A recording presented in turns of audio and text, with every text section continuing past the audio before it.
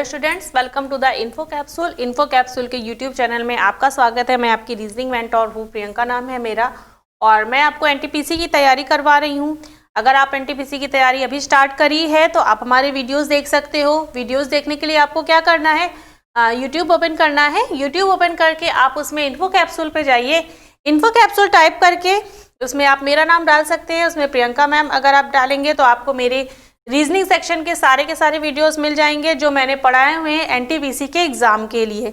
जो भी चैप्टर्स मैंने पढ़ाए हुए हैं वो सब मैंने बेसिक से पढ़ाए हैं। तो अगर आपको किसी भी चैप्टर में दिक्कत हो या कोई भी कॉन्सेप्ट क्लियर ना हो रहा हो, या फिर अगर आपने अभी अपनी प्रिपरेशन स्टार्ट की हो तो भी आप मेरे वीडियोस देख सकते हो। इसके अलावा रीजनिंग के अलावा उसमें और भी चैप्टर्स वगैरह हैं जो आपके एनटीपीसी के एग्जाम के लिए इम्पॉर्टेंट है, सारे सब्जेक्ट के हैं, तो आप वीडियोस देख सकते हो।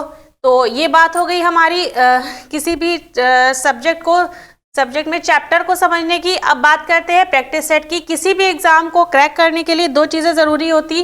पहली होती है कि आप जो सब्जेक्ट है उस सब्जेक्ट में जो चैप्टर है उसका कॉन्सेप्ट क्लियर करिए। जब कॉन्सेप्ट क्लियर हो जाता है तो उसके बाद बारी आती है सेकंड स्टेप की। वो क्या होता है कि आप मॉक पेपर दीजिए या प्रीवियस पेपर सॉल्व करिए। तो अगर आपको मॉक पेपर देने हैं, प्रीवियस पेपर सॉल्व करने हैं, तो उसके लिए आपको क्या करना है, आपको हमारी वेबसाइट infocapsule.in पर लॉगिन करना है। उसमें आपको एनटीपीसी के पेपर्स मिलेंगे, मॉक पेपर, उनको सॉल्व करिए। सारे पेपर्स लेटेस्ट पैटर्न के हैं, तो जितनी ज़्यादा आप सॉल्व करेंगे उतनी अच्छे आप अपनी एनटीपीसी की तैयारी को कर सकते हैं। अब मैंने चैप्टर्स पढ़ाए हुए हैं, कई सारे previous year paper last videos में डिस्कस किए हुए हैं, आप उसको भी देख सकते हैं। आज जो हम पढ़ने जा रहे हैं वो है हमारा प्रीवियस ईयर पेपर 29 मार्च 2016। 29 मार्च 2016 को आरआरबी एनटीपीसी का जो एग्जाम हुआ था, आज हम उसके क्वेश्चंस को डिस्कस करने जा रहे हैं। तो देखते हैं हमारा क्वेश्चन क्या है। Find the odd one out. देखिए हमें कुछ नंबर्स दिए हुए हैं यहाँ पे, इन नंबर्स में हमको ऑड फाइंड करना है। तो अगर यहाँ पे हमारा देखिए 1 है, 8 है, 27 है, 36 है, 125 है और 216 है। अब इसमें हम ऑड फाइंड करेंगे। तो एक चीज अगर हम गौर करें तो 1 जो है हमारा वो 1 का क्यूब हो गया, ठीक है। 8 जो है वो हमारा 2 का क्यूब होता है। 27 हमारा 3 का क्यूब होता है। 36 हमारा किसी चीज का क्यूब नहीं होता है बल्कि स्क्वायर होता है। किसका स्क्वायर होता है? 6 का स्क्वायर होता है। और ये जो 125 है ये हमारा 5 का क्यूब होता है और 216 हमारा 6 का क्यूब होता है। तो ये सब हमारे होते हैं क्यूब, सब हमें क्यूब दिए हुए हैं। अब देखिए केवल अगर हम 36 को छोड़ दें तो 36 को छोड़ के जितने भी नंबर दिए वो सब हमारे किसी ना किसी एक पर्टिकुलर नंबर का क्यूब शो कर रहे होते हैं, यानी घन शो कर रहे होते हैं। तो अब अगर हम ऑड फाइंड करें तो 36 को छोड़ के सब हमारे किसी संख्या के घन को शो कर रहे हैं, तो यानी ऑड हमारा क्या हो जाएगा? 36 ऑड हो जाएगा। क्यों? क्योंकि 36 किसी भी संख्या का क्यूब या फिर घन नहीं होता है, बल्कि ये 6 का स्क्वायर होता है या वर्ग होता है। तो अगर 36 ऑड है तो अब हम अपने ऑप्शंस की बात करें तो ऑप्शन नंबर सी यानी 36 इस क्वेश्चन का आंसर हो जाएगा। अब नेक्स्ट क्वेश्चन की बात करते हैं। नेक्स्ट क्वेश्चन क्या है? 5 students Priyanka, Sunil, Asha and Ryan are standing in a line. 5 students हैं, वो एक लाइन में खड़े हैं। Priyanka and Sunil are standing ahead of Ryan. Priyanka और सुनील जो है वो रेयान से आगे खड़े हैं। Sunil is standing between Ryan and Asha. Sunil जो है वो रेयान और आशा के बीच में खड़ा है। Between Sunil and Mary Ryan is standing. Sunil और मैरी के बीच में रेयान है। Who is the first in the line. अब देखिए 5 स्टूडेंट हैं, ठीक है, 5 स्टूडेंट है और इसमें कहा गया प्रियंका और सुनील जो है रेयान के आगे खड़े हैं। तो यहाँ पे हम मान लेते हैं यहाँ प्रियंका, यहाँ पे सुनील आ गया, ठीक, वो क्या होगा? यहाँ पे आ गया रेयान। फिर दिया है Sunil is standing between Ryan and Asha. Sunil जो है वो रेयान और आशा के बीच में खड़ा है। तो सुनील अगर हमारा यहाँ है तो यहाँ रेयान हो गया, तो यहाँ पे हमारा सुनील आ जाएगा और इस पोजीशन पे हमारी प्रियंका आ जाएगी, ठीक है। और सुनील कहाँ बैठा? सुनील जो है रेयान और आशा के बीच में, तो रेयान यहाँ पे है, तो यहाँ पे हमारी आशा हो जाएगी। ठीक, आ गया। Between Sunil and Mary Ryan is standing. Sunil और मैरी के बीच में रेयान है, तो रेयान यहाँ सुनील है, तो यहाँ पे हमारा आ जाएगा मैरी। ठीक, ये हमारी 5 पर्सन्स की पोजीशन आ गई। अब इस बेस पे हम अपने क्वेश्चन का आंसर देंगे। तो अगर हम क्वेश्चन की बात करें, क्वेश्चन में पूछा गया है who is the first in the line. Line में सबसे पहला कौन है? तो लाइन में अगर सबसे पहले की बात करें तो सबसे पहला कौन है? हमारा प्रियंका। तो अगर हम अपने ऑप्शंस की बात करें तो हमारा ऑप्शन नंबर डी यानी प्रियंका इस क्वेश्चन का आंसर हो जाएगा। फिर नेक्स्ट क्वेश्चन की बात करते हैं। नेक्स्ट है if cow is equal to 41, goat is equal to 43, then dog is equal to question mark. ये हमारा कोडिंग डिकोडिंग का क्वेश्चन दिया हुआ है। तो काउ का निकालते हैं, COW। काउ का क्या दिया हुआ है? 41। तो सबसे पहले जब इस तरह के क्वेश्चन दिए हुए थे, सबसे पहले हम जो है इसको जो किसी भी लेटर की जो पोजीशन होती है अल्फाबेटिकल सीरीज में उसके थ्रू सॉल्व करते हैं। C की पोजीशन होती है हमारी 3, O की होती है 15 और W की होती है 23। ठीक है, तो अगर इनको हम ऐड करें तो 23 प्लस 3 कितना हुआ? 26, और 26 प्लस 15 कितना आ गया हमारा? 41। हमें क्या लाना था? 41। तो यहाँ पे हमारा क्या लॉजिक दिया हुआ है कि ये जो हमारे लेटर्स दिए हुए हैं इन लेटर्स को आपस में ऐड करना है, तो हमारा आ गया 41। अब हम देखते हैं ये जो चीज है ये हमारे सेकंड वाली चीज में लागू हो रही कि नहीं लागू हो रही। जी की पोजीशन क्या होती है? 7, O की होती है 15, A की होती है 1, T की होती है 20। अब इनको अगर हम ऐड करें तो 20 प्लस 15 कितना हो गया? 35, 35 और 8 कितना आ गया? 43। इसका मतलब हम जो लॉजिक लगा रहे हैं वो लॉजिक हमारा सही है। तो हमारा काउ में वो लॉजिक लग गया, गोट में भी वो लॉजिक लग गया। अब वही सेम लॉजिक हम डॉग में लगाएंगे। तो DOG, डी की पोजीशन होती है 4, O की होती है 15 और G की होती है 7। इन सबको अगर हम ऐड करें तो 15 प्लस 4 19, 19 प्लस 7 कितना आ गया हमारा? 26। तो 26 आ गया, तो इस क्वेश्चन का आंसर हमारा ऑप्शन नंबर डी यानी कि 26 हो जाएगा। अब नेक्स्ट क्वेश्चन की बात करते हैं। नेक्स्ट क्या है? Ram is 4 times his sons age today. Ram जो है उसका जो सन है उसकी एज का 4 टाइम है इस टाइम पे। 5 years hence, 5 साल बाद, Ram will be thrice his son age. 5 साल बाद अगर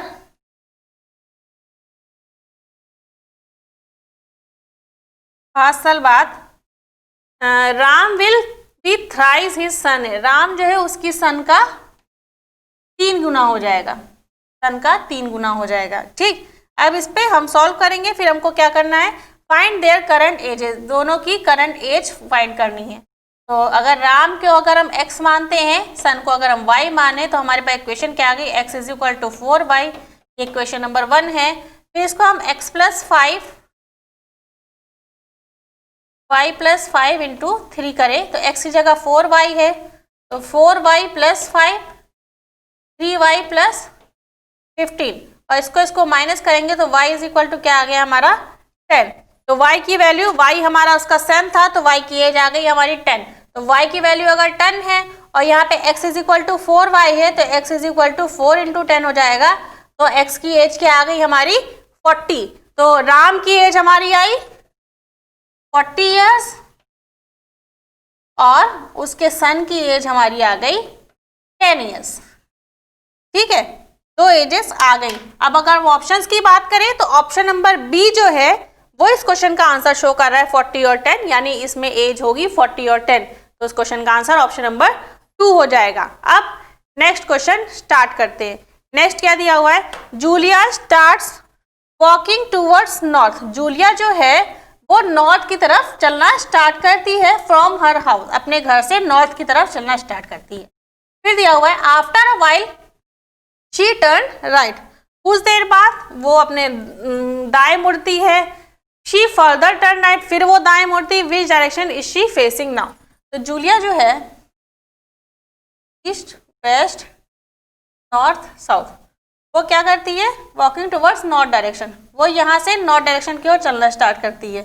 कुछ समय बाद जैसे वो अपने नॉर्थ डायरेक्शन चलती है वो राइट मुड़ती है, तो राइट यहाँ मुड़ी, फिर राइट मुड़ने के बाद शी फर्दर टर्न राइट, फिर से वो राइट मुड़ी तो वो राइट मुड़ी। अब बोला गया है कि वो कौन सी दिशा में देख रही है, तो अगर वो नॉर्थ की तरफ चल रही थी तो जब उसने फर्स्ट राइट टर्न लिया तो वो ईस्ट डायरेक्शन देख रही थी, यानी उत्तर दिशा पूर्व दिशा की तरफ देख रही थी।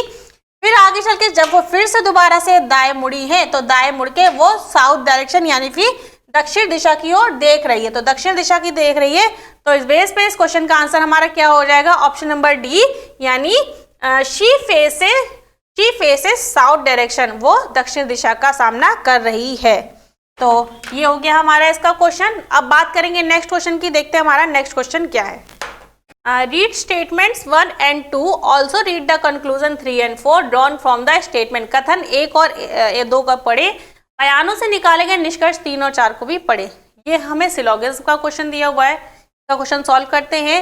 अगर आपको बेसिक्स जानना है सिलोगिज्म का तो आप मेरा वीडियो देख सकते हैं, मैंने लेक्चर दिया हुआ है, उसमें सारी बेसिक चीज़ें बताई हैं कि इसके क्वेश्चन किस तरह से सॉल्व किए जाते हैं। सम बर्ड्स आर डंकीज, कुछ बर्ड्स डंकी हैं। बर्ड्स हैं, बर्ड्स का कुछ पोर्शन क्या है हमारा, डंकी।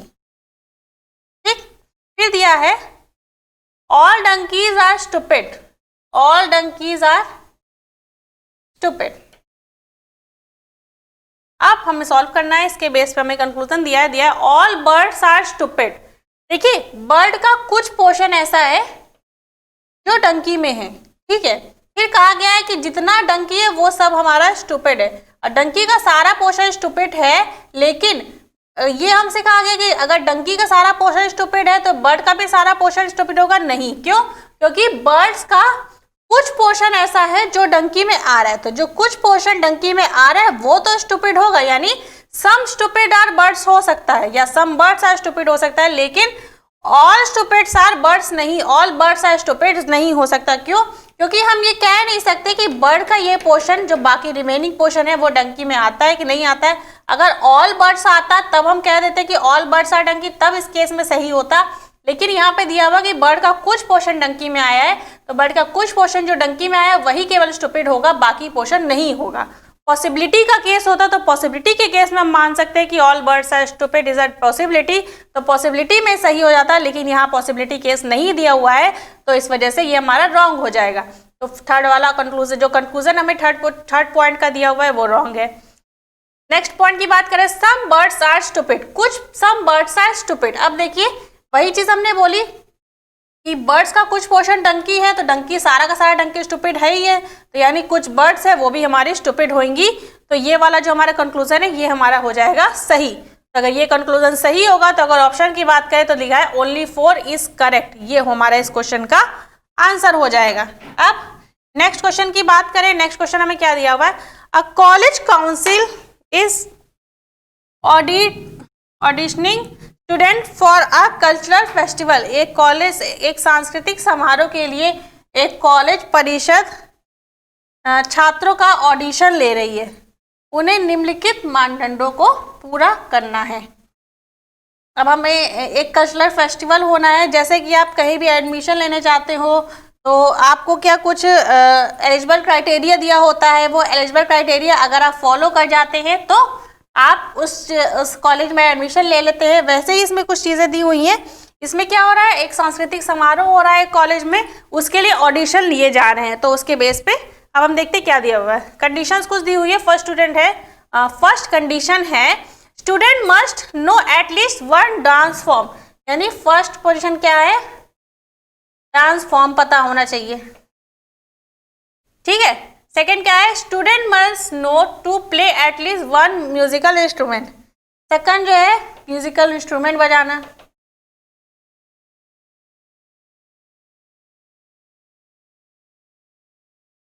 ठीक, थर्ड क्या है, student must have good acting skill, यानी तीसरी कंडीशन है कि उसको एक्टिंग भी आनी चाहिए, यानी उसको डांस भी आना चाहिए, म्यूजिकल इंस्ट्रूमेंट बजाना आना चाहिए और एक्टिंग आनी चाहिए। ये हो गई हमारी कंडीशन। अब इस बेस पे हमें कुछ ऑप्शंस दिए हुए हैं, हमें बताना है कौन सा ऑप्शन, मतलब कौन पर्सन ऐसा है जो इस सारे एलिजिबल क्राइटेरिया को कंप्लीट करता है। फर्स्ट ऑप्शन है Z is a Bharatanatyam dancer. Bharatanatyam dancer यानी इसको एक डांस फॉर्म पता है, फर्स्ट कंडीशन फॉलो कर रहा है। फिर दिया वॉयलिनिस्ट, एक वॉयलिनिस्ट है यानी वो म्यूजिकल इंस्ट्रूमेंट भी प्ले कर रहा है, but does not have any acting skill, लेकिन उसको एक्टिंग स्किल नहीं है, उसको एक्टिंग नहीं आती। तो पहली कंडीशन वो फॉलो कर रहा है, सेकंड फॉलो कर रहा है, लेकिन थर्ड कंडीशन फॉलो नहीं कर रहा है। इसका मतलब ये सेलेक्ट नहीं होगा, रिजेक्ट हो जाएगा। क्यों? क्योंकि सेलेक्ट होने के लिए हमारी तीनों कंडीशन फॉलो करना बहुत जरूरी है। अब नेक्स्ट क्या है, पी प्लेस फुटबॉल। पी जो है फुटबॉल खेलता है, गिटार बजाता है और एक्टेड इन रोड शो। अब गिटार बजाता है, ठीक है, तो गिटार बजाता है यानी म्यूजिकल इंस्ट्रूमेंट जो है उसको बजाना आता है, second condition follow. Acted in road show, acting करता है रोड शो में, तो यानी थर्ड वाली कंडीशन फॉलो हो रही। और क्या है, इज अ क्लासिकल डांसर, यानी डांस फॉर्म भी उसको आता है। तो ये जो है जो पी है वो तीनों के तीनों कंडीशन को फॉलो कर रहा है, तो तीनों कंडीशन फॉलो कर रहा है, तो इस वजह से ये वाला ऑप्शन हमारा सही हो जाएगा, यानी पी का सिलेक्शन होगा। हम बाकी ऑप्शन भी चेक कर लेते हैं। बाकी क्या है, जे इज अ कॉन्टेम्प्रेरी डांसर। जे एक कॉन्टेम्प्रेरी डांसर है, एक ग्रेट एक्टर है, यानी देखो डांस फॉर्म वो पूरा कर रहा है, फर्स्ट कंडीशन पूरी, एक्टर है तो यानी थर्ड कंडीशन फॉलो कर रहा है, ठीक है। And is planning to learn flute, लेकिन वो फ्लूट सीखने की प्लानिंग कर रहा है, तो फ्लूट सीखने की प्लानिंग कर रहा है ना, उसको बजाना तो नहीं आता है म्यूजिकल इंस्ट्रूमेंट, लेकिन वो सीखने की प्लानिंग कर रहा है, सोच रहा है, पता नहीं वो अभी सोचेगा, अभी सीखेगा या बाद में सीखेगा, यानी इसमें हमारी सेकेंड वाली कंडीशन फॉलो नहीं कर रही, केवल फर्स्ट कंडीशन और थर्ड कंडीशन फॉलो कर रही है, तो इस वजह से जे का भी सिलेक्शन नहीं होगा। फिर फोर्थ की बात करें, फोर्थ क्या है, ए प्लेस सितार। ए जो है सितार प्ले करता है, यानी सेकंड कंडीशन हमारी फॉलो हो रही है। Is a hip hop dancer, dance form वाली कंडीशन फॉलो हो रही। And does not have any acting skill, लेकिन उसको एक्टिंग नहीं आती, यानी थर्ड वाली फॉलो नहीं करेगी। तो फर्स्ट फॉलो कर रही है, सेकंड फॉलो कर रही है, थर्ड फॉलो नहीं करेगी। तो इन चारों ऑप्शन में केवल हमारा ऑप्शन नंबर बी यानी कि पी ही एकमात्र ऐसा पर्सन है जो हमारी दी हुई सारी की सारी कंडीशन को फॉलो कर रहा है। तो सब कंडीशन को अगर फॉलो कर रहा है तो इस बेस पे इस क्वेश्चन का आंसर हमारा ऑप्शन नंबर बी हो जाएगा। फिर अब बात करते हैं नेक्स्ट क्वेश्चन की। नेक्स्ट है find the missing in the series. हमें सीरीज दी हुई है, इसमें हमको मिसिंग का पता लगाना है। कौन कौन सी है, N A P C R E T G X K Z M. अब इसमें कोई ना कोई लॉजिक चल रहा होगा, पहले हम लॉजिक पता करते हैं कि क्या लॉजिक चल रहा है, उसके बेस पे हम इसको पूरा सॉल्व करेंगे।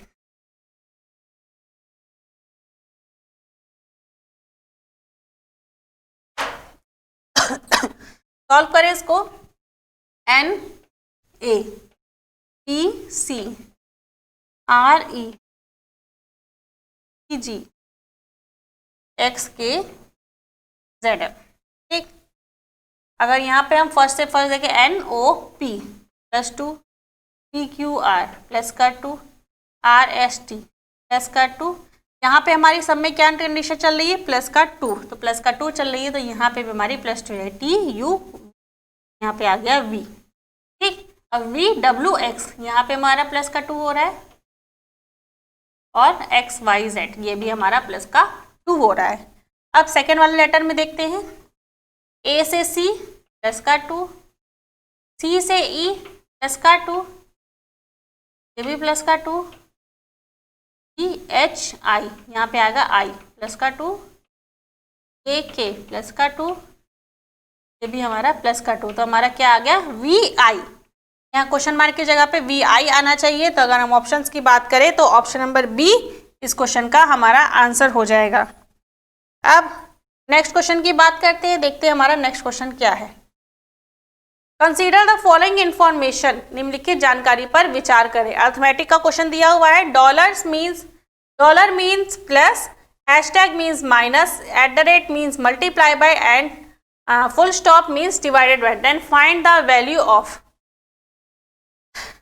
$16 4 एट द रेट 5 हैशटैग 72.8, ठीक। अब डॉलर हमारा किसको डिनोट कर रहा है, प्लस को, एट द रेट किसको डिनोट कर रहा है, मल्टीप्लाई बाय 5, हैशटैग डिनोट कर रहा है माइनस को, और पॉइंट डिनोट कर रहा है डिवाइडेड बाय, ठीक। अब हम इसको सॉल्व करेंगे, तो सॉल्व कैसे करते हैं हम, वोडमास रूल के अकॉर्डिंग। पहले डिवाइडेड बाय, फिर मल्टीप्लाई बाय, फिर एडिशन देन सब्ट्रैक्शन। तो 16 प्लस 4 इंटू 5, 8 5 40, 8 5 40, 6 40, 8 7 56, 8 64, 8 9 72, यहाँ पे आ गया 9। अब मल्टीप्लाई करेंगे, 4 5 20 माइनस 9। अब इनको ऐड करेंगे, आएगा हमारा 36 माइनस 9, तो कितना आ गया हमारा 27। तो 27 इसको सॉल्व करने पे हमारा आ रहा है। तो 27 अगर सॉल्व करने पे आ रहा है तो इस क्वेश्चन का आंसर हमारा ऑप्शन नंबर बी हो जाएगा। नेक्स्ट क्वेश्चन देखते हैं। Consider the following information. Divided by means multiply by means plus means minus and minus means divided by. Then find the value of. Divide का अर्थ है multiply का अर्थ है प्लस का अर्थ है माइनस और माइनस का अर्थ है डिवाइडेड बाय। अब यहाँ पे भी इक्वेशन दी हुई है, जैसे हमने ये क्वेश्चन सॉल्व किया था वैसे ही उसको भी सॉल्व करेंगे। क्या दिया हुआ है, 16 गुणे 3 प्लस 5 माइनस का 2 डिवाइडेड बाय 4। तो मल्टीप्लाई किसको डिनोट कर रहा है, प्लस को, और प्लस किसको डिनोट कर रहा है, माइनस को। माइनस किसको डिनोट कर रहा है, डिवाइडेड बाय को, और डिवाइडेड बाय किसको डिनोट कर रहा है, मल्टीप्लाई बाय को। ठीक, अब इसको सॉल्व करें। 16 प्लस 3 माइनस 5 बट्टे 2 गुणे 4, 2 एक कम 2, 2 दूनी 4। 16 प्लस 3 माइनस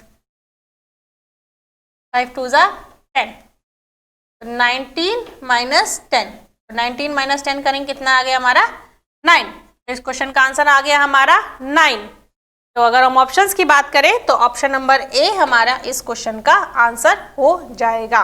अब नेक्स्ट क्वेश्चन की बात करें, नेक्स्ट है consider the following information. A stands for plus, B stand for minus, C stand for multiply by, then find the value of 10C4। तो 10 सी हमारा किसको डिनोट कर रहा है, सी का है मल्टीप्लाई बाय। ठीक, ए किसको डिनोट कर रहा है, प्लस को। 4C, तो 4 सी का अर्थ है मल्टीप्लाई बाय 4 और बी का अर्थ है माइनस का 6। अब इसको अगर हम सॉल्व करें तो क्या आ रहा है, 10 इंटू 4 40 प्लस 16 माइनस 6। अब इसको हम करेंगे तो 40 प्लस 16 हमारा 56 माइनस 6, तो कितना आ गया हमारा 50। तो अगर 50 आ गया, अगर हम ऑप्शंस की बात करें तो ऑप्शन नंबर सी इस क्वेश्चन का आंसर हो जाएगा 50। तो ये हो गए हमारे सारे क्वेश्चन सॉल्व। ये हमारा पेपर है 29 मार्च को हमारा ये एग्ज़ाम हुआ था आरआरबी एनटीपीसी का, 29 मार्च 2016 को। तो ये हमने उसका प्रीवियस पेपर सॉल्व किया। आपने देखा कि इसमें जो भी क्वेश्चन्स आए थे हमारे एग्ज़ाम में बहुत ज़्यादा टफ नहीं थे। अगर आपको सारे चैप्टर्स की पूरी बेसिक नॉलेज है, आप बहुत अच्छे से सब प्रिपेयर कर चुके हो, तो इसको सॉल्व करने में आपको ज़्यादा टाइम नहीं लगेगा। हार्डली 15 से 20 मिनट बहुत है इन क्वेश्चन को सॉल्व करने के लिए। तो प्रैक्टिस करते रहिए, जितनी आप प्रैक्टिस करेंगे उतना ही आपके लिए अच्छा है, क्योंकि प्रैक्टिस से ही सॉल्व हो पाएगा।